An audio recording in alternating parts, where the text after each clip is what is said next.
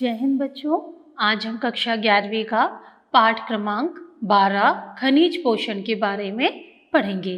खनिज पोषण सभी जीवों की मूलभूत आवश्यकताएं अनिवार्य रूप से एक ही समान होती हैं।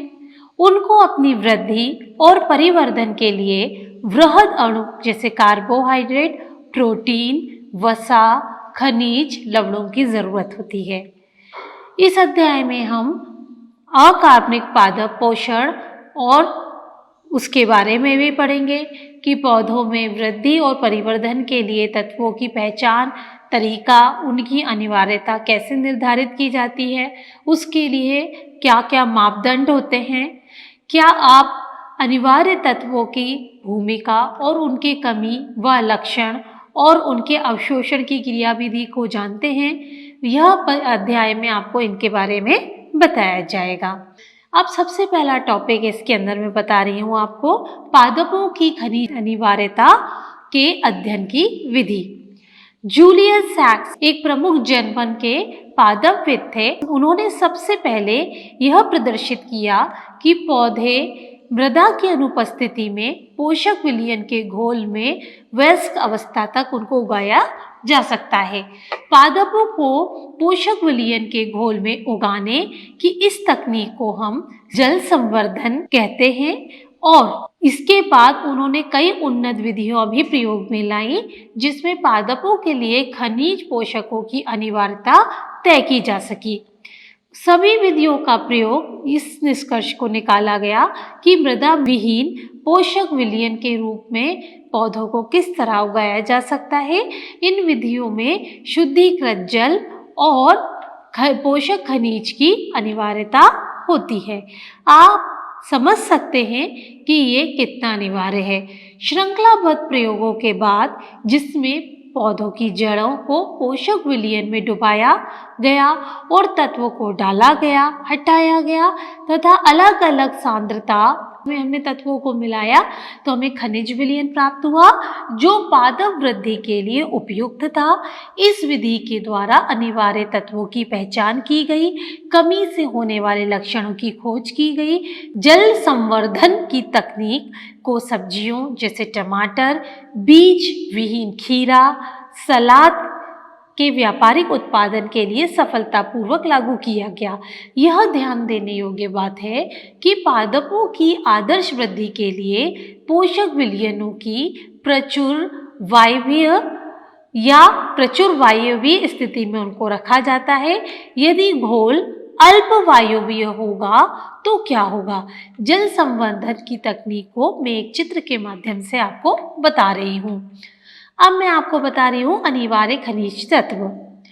मृदा की उपस्थिति में ज्यादातर खनिज तत्व जड़ों से पौधों के अंदर प्रवेश करते हैं। तथ्यों के अनुसार अभी तक यह खोजा गया है 105 खनिज तत्वों में से 60 से अधिक विभिन्न प्रकार के तत्व पौधों में पाए जाते हैं।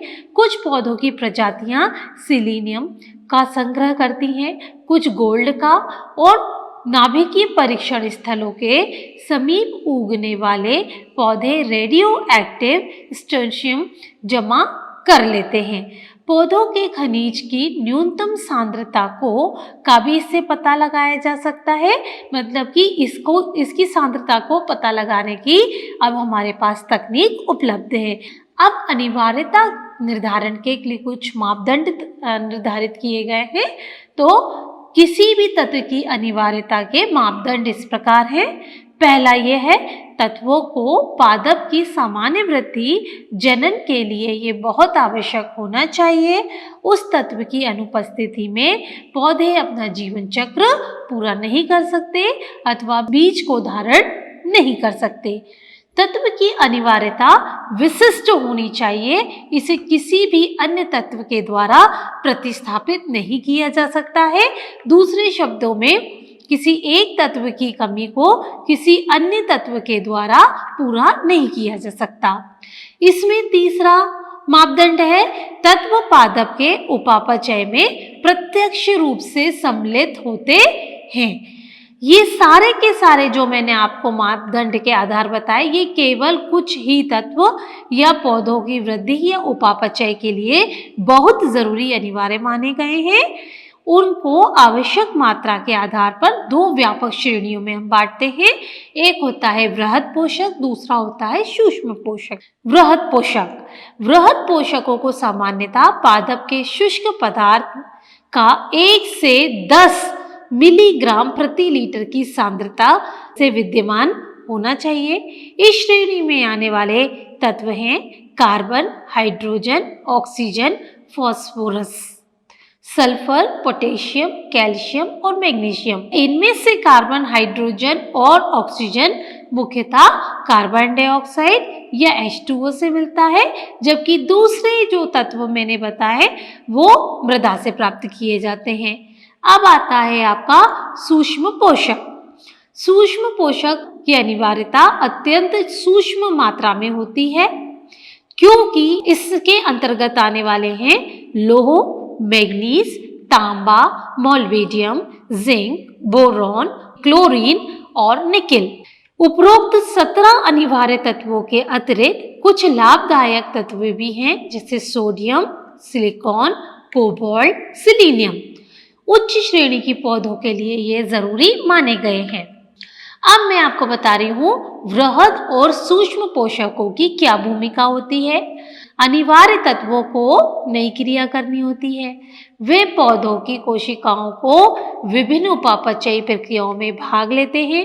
उदाहरण के लिए कोशिका झिल्ली की पारगम्यता, कोशिका द्रव के परासरण, दाब का नियंत्रण, इलेक्ट्रॉन परिवहन तंत्र, बफर कार्य, एंजाइम से संबंधित काम, वृहद अणु, सह एंजाइम, ये सब इसके प्रमुख घटक होते हैं। अब खनिज तत्वों का रूप और क्रियाएं इस प्रकार हैं जो मैं आपको बता रही हूँ। पहला है इसका नाइट्रोजन। इस खनिज तत्व को अनिवार्यता पौधों की सर्वाधिक मात्रा में होती है, मतलब इसकी सबसे ज्यादा जरूरत होती है। इसका अवशोषण मुख्यतः NO3 के रूप में किया जाता है, लेकिन कुछ मात्रा NO2 और NH4 के रूप में भी ली जाती है। इसकी अनिवार्यता पौधों के सभी भागों में जहां वे भाज्योतक ऊतक सक्रिय उपापचय क्रिया में भाग लेते हैं उसमें जरूरत होती है। नाइट्रोजन प्रोटीन, न्यूक्लिक अम्ल, विटामिन, हार्मोन सभी का संघटक होता है। अब आता है आपका दूसरा फास्फोरस। फास्फोरस पादपों द्वारा फास्फोरस मृदा से फॉस्फेट आयन के रूप में अवशोषित किया जाता है।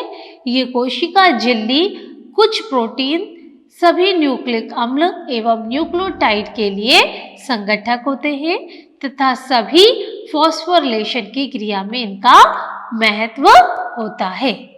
अगला है जिंक। पादपों को जिंक आयन के रूप में ग्रहण करना होता है।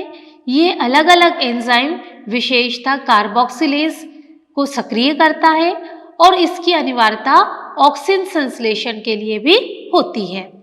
अगला है तांबा। यह क्यूप्रिक आयन के रूप में अवशोषित होता है। ये पादपों में समग्र उपापचय के लिए जरूरी होता है और लोहे की तरह यह भी रेडॉक्स रिएक्शन से जुड़कर एंजाइमों के साथ संलग्न होता है तथा विपरीत दिशा में ये कॉपर को ऑक्सीकृत करता है। बोरॉन, बोरॉन जो है BO3 और B4O2 आयनों के रूप में अवशोषित होता है।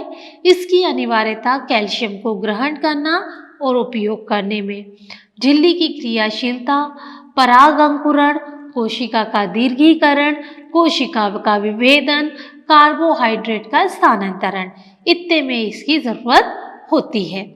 इसके अलावा हमें मोलिब्डेनम, क्लोरीन, मैग्नीज, पोटेशियम की भी आवश्यकता होती है। अब है अनिवार्य तत्वों की अपर्याप्तता के लक्षण कौन कौन से होते हैं। अनिवार्य तत्वों की सीमित आपूर्ति होने पर पादपों की वृद्धि अवरुद्ध हो जाती है, मतलब रुक जाती है। अनिवार्य तत्वों की यह सांद्रता जिसमें कम होने पर पौधों की वृद्धि रुक जाती है वह क्रांतिक सांद्रता कहलाती है। इसलिए क्रांतिक सांद्रता कम होने पर तत्व भिन्न हो जाते हैं। प्रत्येक तत्व के पौधे में एक से अधिक विशेष संरचनात्मक एवं कार्यात्मक भूमिका होती है, अतः उक्त तत्व की कमी से पादप में कुछ आकार की बदलाव भी आते हैं। ये आकार की बदलाव तत्व की अपर्याप्तता को दर्शाते हैं। ये अपर्याप्तता सीधी लक्षण को दर्शाता है। अपर्याप्तता लक्षण तत्व के अनुसार अलग अलग होते हैं। पौधों में इन तत्व की आपूर्ति कराने पर ये लक्षण विलुप्त हो जाते हैं। यदि यह कमी बनी रहे तो अंत में पादप की मृत्यु तक हो जाती है। पादपों के भाग में अपर्याप्तता के लक्षण ये दर्शाते हैं, तो उक्त तत्व की गतिशीलता पर भी ये निर्भर करते हैं।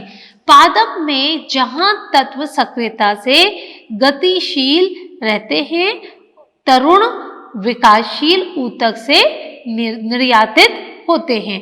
ये अपर्याप्तता के लक्षण पुराने ऊतक में पहले प्रकट हो जाते हैं। उदाहरण के लिए नाइट्रोजन, पोटेशियम, मैग्नीशियम की अपर्याप्तता के लक्षण सबसे पहले जीर्यमान पत्तियों में प्रकट होते हैं। पुरानी पत्तियों के जिस क्षेत्र में जैव अणुओं के तत्व होते हैं वह विखंडित होकर नई पत्ती तक गतिशीलता बनाए रखते हैं। जब तत्व अगतिशील होता है तो वयस्क अंगों से बाहर अभिगमित नहीं होते, तो अपर्याप्तता के लक्षण हमें नई पत्ती में प्रकट होने लगते हैं। उदाहरण के लिए तत्व गंधक और कैल्शियम कोशिका की संरचनात्मक इकाई के भाग हैं। ये आपस में आसानी से रूपांतरित नहीं होते। पौधों में खनिज पोषण की यह पहलू कृषि एवं उद्यान विज्ञान के लिए जरूरी और महत्वपूर्ण माना गया है। पौधों द्वारा दर्शाए जाने वाले अपर्याप्तता के लक्षण के अंतर्गत क्लोरोसिस, नेक्रोसिस, अवरोध पादप वृद्धि, अपरिपक्व पत्तियां व कलिकाओं का झड़ जाना, कोशिका का विभाजन रुक जाना आदि आते हैं। पत्तियों के क्लोरोफिल के ह्रास के दौरान पीलापन उनमें आना ये क्लोरोसिस कहलाता है। ये लक्षण nitrogen, potassium, magnesium, sulphur, iron, manganese, zinc और मोलिब्डेनम की कमी से होता है। कैल्शियम, मैग्नीशियम, कॉपर और पोटेशियम की कमी से नेक्रोसिस या ऊतकों के मुख्य भाग की पत्तियों की मृत्यु हो जाती है। सोडियम, पोटेशियम, सल्फर, मोबाइल की अनुपस्थिति में निम्न स्तर की कोशिका विभाजन रुक जाता है। कुछ ऐसे तत्व जैसे नाइट्रोजन, सल्फर, मोलिब्डेनम की सांद्रता कम होने से पुष्पन देरी से होता है, मतलब फूल जो है पौधे के अंदर देरी से खिलते हैं। उपरोक्त विवरण से हम यह देख सकते हैं कि किसी तत्व की अपर्याप्तता से कई लक्षण प्रकट होते हैं। ये लक्षण एक या अलग अलग तत्वों की अपर्याप्तता के हो सकते हैं। अतः अपर्याप्त तत्व को पहचानने के लिए पौधों के अलग अलग भागों में प्रकट होने वाले लक्षणों का अध्ययन करना पड़ेगा, एक तालिका का निर्माण करना पड़ेगा, फिर उसमें तुलना करनी पड़ेगी, तब जाके कहीं हमें उसका अर्थ या उसकी कमियों के बारे में पता चलेगा। अब है सूक्ष्म पोषकों की आवश्यकता। सूक्ष्म पोषकों को अनिवार्यता न्यून मात्रा में होती है, लेकिन मामूली कमी से भी अपर्याप्तता के लक्षण अल्प वृद्धि के रूप में अविषयता उत्पन्न हो जाती है। दूसरे शब्दों में सांद्रता के संकीर्ण परिसर में कोई तत्व अनुकूलतम होता है।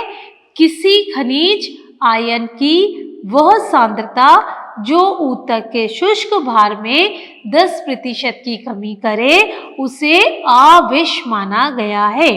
इस तरह क्रांतिक सांद्रता अलग अलग सूक्ष्म मात्रिक तत्वों में के बीच होती है। अविषयता के लक्षणों की पहचान बहुत मुश्किल होती है। अलग अलग पादपों के तत्वों में अविषयता के स्तर अलग अलग होते हैं। कई बार किसी भी तत्व की अधिकता दूसरे तत्व के अधिग्रहण में अवरुद्ध उत्पन्न करती है। उदाहरण के लिए मैग्नीज की अविशेषता का मुख्य लक्षण है भूरे धब्बों का हो जाना, जो कि क्लोरेटिक शिराओं द्वारा घिरे रहते हैं। यह जानना यहाँ जरूरी है कि लौह और मैग्नीशियम के साथ मैग्नीज अंतर्ग्रहण या मैग्नीशियम के साथ एंजाइम जुड़ने की प्रतियोगिता होती रहती है।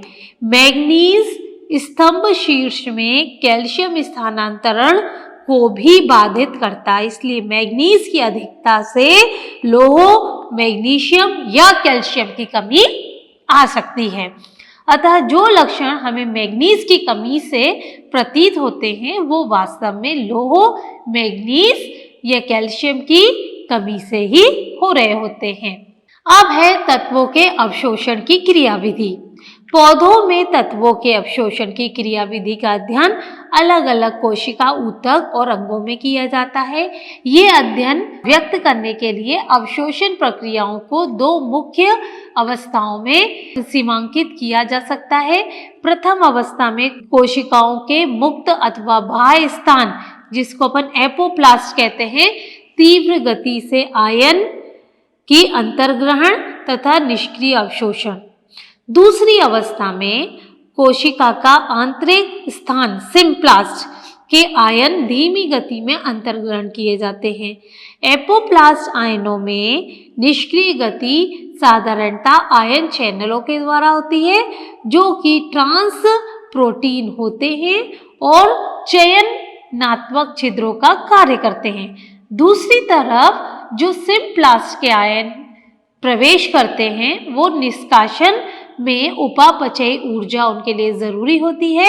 यह एक सक्रिय प्रक्रिया है। आयनों की गति प्रायः अभिवह होती है, जिसको इंग्लिश में फ्लक्स कहते हैं। कोशिका के अंदर की गति को हम अंतर्वह मतलब इनफ्लक्स कहते हैं। बाहर की गति को इफ्लक्स यानी बहिर्वाह कहा जाता है। अब है विलयों का स्थानांतरण। खनिज लवण जाइलम के माध्यम से जल का आरोही धारा के साथ संवहित करते हैं, जो पौधों में वाष्पोत्कर्षण के द्वारा ऊपर की ओर खींचता है। जाइलम द्रव के विश्लेषण से यह ज्ञात हुआ, इसमें खनिज लवण होते हैं। पादपों में रेडियो समस्थानिक के प्रयोग से यह प्रमाणित किया जा चुका है कि खनिज तत्व पौधों में जाइलम के माध्यम से परिवर्तित किए जाते हैं। अब है मृदा अनिवार्य तत्व के भंडार के रूप में होती है। ये कैसे? अधिकांश खनिज जो कि पौधों की वृद्धि के लिए, उसके परिवर्धन के लिए जरूरी हैं, वे चट्टानों के टूटने, उनके क्षरण होने, पौधों की जड़ों से उपलब्ध होते हैं। यह प्रक्रिया मिट्टी में विलय आयन अकार्बनिक लवणों के द्वारा होती है। चूंकि ये चट्टान में उपस्थित खनिजों से प्राप्त होते हैं, इसलिए पादप पोषण में इनकी भूमिका खनिज पोषण भी इनको कहा जाता है। मृदा में कई प्रकार के पदार्थ पाए जाते हैं। मृदा केवल खनिज ही लवणों को उपलब्ध नहीं कराती, बल्कि नाइट्रोजन स्थिरीकरण कराने वाले जीवाणु और अन्य सूक्ष्म जीवों को भी संरक्षण प्रदान करती है। यह जल धारण करती है, जड़ों को हवा उपलब्ध कराती है, पौधों को स्थिर कराने में आधार प्रदान करती है। चूंकि खनिजों की कमी फसलों की उत्पादकता को प्रभावित करती है, अतः कृत्रिम उर्वरकों की अनिवार्यता प्रायः होती है। नाइट्रोजन उपापचय, इसमें सबसे पहले आ रहा है नाइट्रोजन चक्र। जीवित प्राणियों में कार्बन, हाइड्रोजन, ऑक्सीजन के अलावा नाइट्रोजन एक मुख्य तत्व होता है। नाइट्रोजन अमीनो अम्ल, प्रोटीन, न्यूक्लिक अम्ल, वृद्धि नियंत्रकों, पर्णहरित और सभी विटामिनों का संघटक होता है। मृदा की उपस्थिति में सीमित नाइट्रोजन के लिए पौधे जो हैं सूक्ष्म जीवों में प्रतिस्पर्धा होती है, अतः नाइट्रोजन प्राकृतिक एवं कृषि परितंत्र में नियंत्रक पोषक तत्व होता है। नाइट्रोजन दो नाइट्रोजन परमाणु पर शक्तिशाली त्रिसंयोजी आबंध से जुड़े रहते हैं। N triple bond N nitrogen में अमोनिया में बदलने की क्रिया होती है। इसको हम नाइट्रोजन स्थिरीकरण कहते हैं। प्रकृति में बिजली चमकने, पराबैंगनी किरणों के द्वारा नाइट्रोजन का नाइट्रोजन ऑक्साइड में बदलने के लिए ऊर्जा प्राप्त होती है। औद्योगिक दहन, जंगल में लगी आग, वाहन के धुआं, बिजली उत्पादन केंद्र, वातावरणीय नाइट्रोजन ऑक्साइड, ये सारे इसके स्रोत होते हैं। मरे हुए पादप जंतु में उपस्थित कार्बनिक नाइट्रोजन को अमोनिया में अपघटित करा जाता है, जिसको अमोनीकरण की क्रिया कहते हैं। इनमें से कुछ अमोनिया वाष्पीकृत होकर वापस से वायुमंडल में चल जाता है, लेकिन अधिकांश मृदा में उपस्थित सूक्ष्म जीवों के द्वारा ग्रहण करके नाइट्रेट में बदली जा सकती है। इसके बाद अगला है आपका जैविक नाइट्रोजन स्थिरीकरण। क्या होता है ये देखें। वायु में प्रचुर मात्रा में उपलब्ध होने पर भी केवल कुछ ही प्रोकैरियोटिक जातियां नाइट्रोजन का स्थिरीकरण कर पाती हैं। जीवित प्राणियों द्वारा नाइट्रोजन का अमोनिया में अपचयन जैविक नाइट्रोजन स्थिरीकरण कहलाता है। नाइट्रोजन अपचयन करने वाले नाइट्रोजन एंजाइम की मात्रा प्रोकैरियोटिक में पाई जाती है, अतः इसे हम सूक्ष्म जीव नाइट्रोजन स्थिरीकारक कहते हैं। नाइट्रोजन स्थिरीकारक सूक्ष्म जीव स्वतंत्र या सहजीवी जीवन यापन करते हैं, जैसे कि उदाहरण के लिए है एज़ोटोबैक्टर। सहजीवी नाइट्रोजन स्थिरीकरण। आज सहजीवी जैविक नाइट्रोजन स्थिरीकरण में कई प्रकार के संघ ज्ञात हैं। इन सब में प्रमुख लेग्यूम जीवाणु है, राइजोबियम जीवाणु, लेग्यूम, अल्फा स्वीट क्लोवर, मीठा मटर, मसूर, उद्यान मटर, भाकला, क्लोवर, सेब आदि की जड़ों में होता है। सबसे सामान्य सहजीवन जड़ों की गांठों के रूप में होता है। ये ग्रंथिकाएं जड़ों पर छोटे उभार के रूप में होती हैं। अलेग्युमिनेसी पादपों की जड़ों पर सूक्ष्म जीव फ्रैंकिया नाइट्रोजन स्थिरीकारक ग्रंथियां उत्पन्न करता है। राइजोबियम और फ्रैंकिया दोनों ही मृदा में स्वतंत्र जीवी हैं, लेकिन सहजीवी के रूप में वातावरणीय नाइट्रोजन के स्थिरीकरण भी करते हैं। पुष्पन के पहले सामान्य दाल एवं पौधों की जड़ से उखाड़े तो आप जड़ों पर लगभग गोलाकार अतिवृद्धियां देखेंगे। ये क्या है? ग्रंथियां। इनको काटेंगे तो इसके केंद्र में आपको लाल या गुलाबी रंग दिखता है, और ये ग्रंथियों में लाल गुलाबी रंग कौन बनाता है? ये लैग हीमोग्लोबिन की वजह से बनता है। तो बच्चों, आज मैंने इस अध्याय में आपको खनिज पोषण के बारे में बताया कि कौन कौन से तत्व पौधों की वृद्धि के लिए अनिवार्य होते हैं, कौन से सूक्ष्म होते हैं, कौन से वृहद होते हैं, उनकी कमी से कौन कौन से लक्षण दिखते हैं, उनकी कमी को कैसे पूरा किया जा सकता है। आप इसका अध्ययन करें। अब मैं आपको गृह कार्य के लिए कुछ प्रश्न दे रही हूँ, उसको हल कीजिए, जिससे आपकी परीक्षा में मदद होगी। धन्यवाद।